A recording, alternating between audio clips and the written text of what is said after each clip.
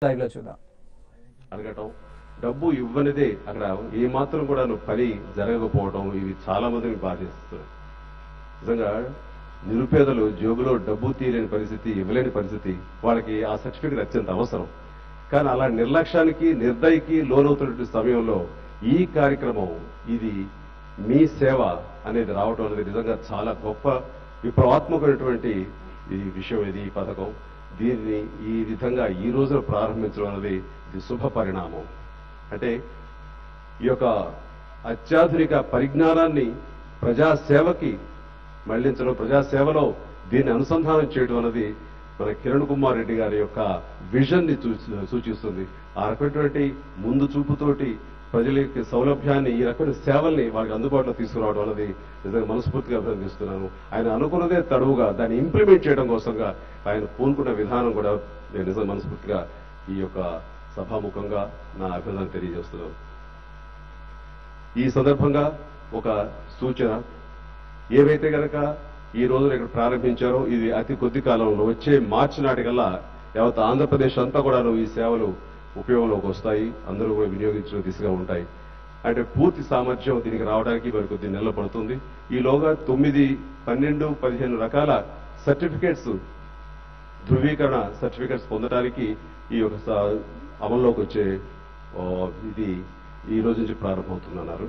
చాలా సంతోషం. అయితే ఈ సందర్భంలో సూచన చేస్తున్నాను, రైతాంగం కూడాను వాళ్ళకు కూడాను ఈ యొక్క ఆధునిక పరిజ్ఞానాన్ని వాళ్ళ సౌలభ్యానికి, వాళ్ళ సేవకు కూడా వినియోగించే దిశగా మనం ఆలోచించాలని ముఖ్యమంత్రి గారు కోరుతున్నాను. అంటే ఎరువులు కానివ్వండి, విత్తనాలు కానివ్వండి, పురుగుల మందులు కానివ్వండి, ఈ యొక్క ఇన్పుట్స్ ఏవైతే ఉన్నాయో వాటి యొక్క ఇన్ఫర్మేషన్, వాటి యొక్క సమాచారం కూడాను రైతాంగానికి ఈ సకాలంలో వాళ్ళు ఏవి చేసుకోవాలి, ఏది ఎలా పొందుతాము, ఏది ఎక్కడ దొరుకుతుంది, ఏది ఎప్పుడు లభ్యమవుతుంది అనే దిశగా కూడాను వారికి ఇన్ఫర్మేషన్ ఇవ్వడం కోసంగా ఈ యొక్క ఆధునిక పరిజ్ఞానాన్ని ఈ మీ సేవలో జొప్పించాలని, ఆ రకంగా వారికి ఇవ్వాలని కూడాను నా సలహా. అదేవిధంగా మార్కెట్ యార్డులు ఎన్నో ఉన్నాయి. ఈ యొక్క పరిజ్ఞానంతో వారికి కూడాను ఈ యొక్క సౌలభ్యం అందుబాటులో తీసుకురాగలిగితే కనుక దళారుల్ని వాళ్ళని లేకుండా చేయటం అనేది కూడా చాలా సముచితంగా ఉంటుందని నా యొక్క సూచన. చాలా మంది దళారులతోటి ఇబ్బందులు గురవుతున్నారు. అలాంటి దళారుల బారిన పడకుండా ఉండేందుకు కూడాను ట్రాన్స్పరెన్సీ, సో పారదర్శకంగా ఉండే విధంగా ఏదైనా సరే వాళ్ళకి పూర్తి స్థాయి ఇన్ఫర్మేషన్ వచ్చేలాగాను, మధ్యలో వాళ్ళని అన్ని రకాలుగాను ఎన్కాష్ చేసే విధంగా ఉండకుండా ఉంటుందని చెప్పేసి ఈ సందర్భంగా నేను మనవి చేసుకుంటున్నాను. ఆయన చాలా సంతోషం. ఎక్కువ సమయం లేదు కాబట్టి నేను మనస్ఫూర్తిగా ఈ దిశగా ఆయన ముందుకు వెళ్తేందుకు నా మనస్ఫూర్తిని అభినందన తెలియజేస్తూ, ఇక్కడ ఇందాక ఇది చూసినప్పుడు నాకు అనిపించింది లోగో చాలా బాగుంది, మీ సేవ. అయితే కింద వచ్చేసరికి త్వరగా, తేలిగ్గా అనే మాటలు ఉన్నాయి. అది ఆ 2 పదాలు ఎందుకు కొంచెం చాలా తేలిగ్గాను, చాలా తక్కువ స్థాయిలో ఉన్నట్టున్నాయి. కొంచెం బరువుగా ఉండేందుకు గాను అవి సులభంగా, వేగంగా అనేది ఉంటే బాగుంటుందేమో అన్నందుకు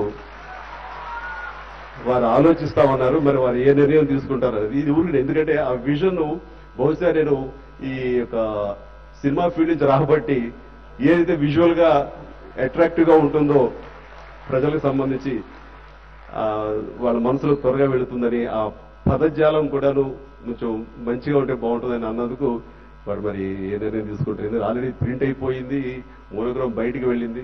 అలాంటి మీరు మార్పులు చేయొచ్చో చేయకూడదు తెలియదు, బట్ వారికి వదిలేస్తున్నారు. అండ్ చాలా సంతోషం నాకు ఈ అవకాశం ఇచ్చేందుకు.